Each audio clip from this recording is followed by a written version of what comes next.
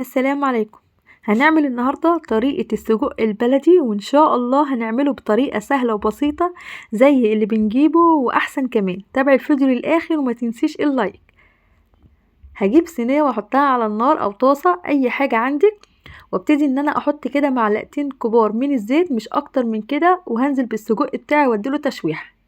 طبعا عارفين ان السجق بيبقى فيه نسبة دهون.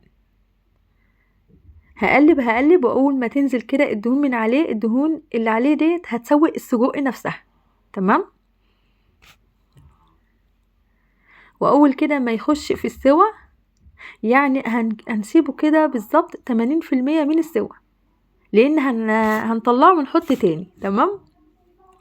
هقلب السجق بتاعه وخلاص كده هطلعه بنفس الصينية، وهنزل كده ببصلاية كبيرة مقطعاها جوانح او جوليان، وهنزل بيها بالشكل ده بنفس الصينية.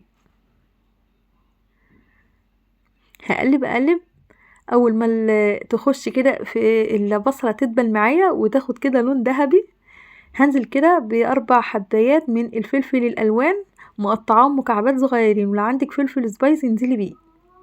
عندي كمان نص معلقة صغيرة كده من الثوم المفروم. هقلب كده، واول ما ريحة الثوم تطلع هنزل بالسجق اللي انا طلعت بيه.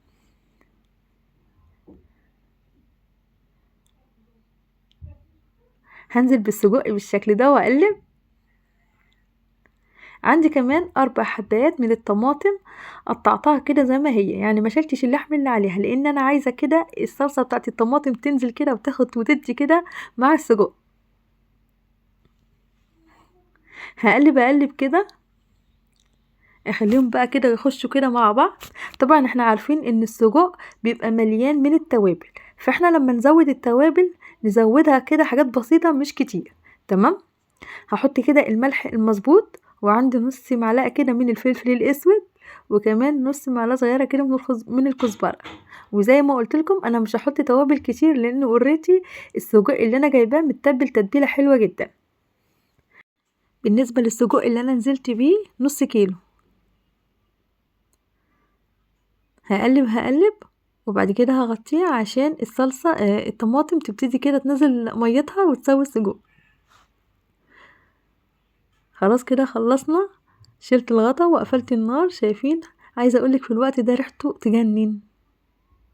حاجه كده تعملها في البيت، نضيفه وبسيطه وسهله، وان شاء الله تطلع من ايدك زي العسل. لو وصلت لحد هنا متنسيش تعمل لايك واشتراك وتفعلي على علامه الكل عشان يوصلك كل جديد باذن الله. شايفين شكله حلو ازاي؟ عايزه اقولك طعمه وريحته حاجه كده ما شاء الله. اسيبكم في رعايه الله. مع السلامه.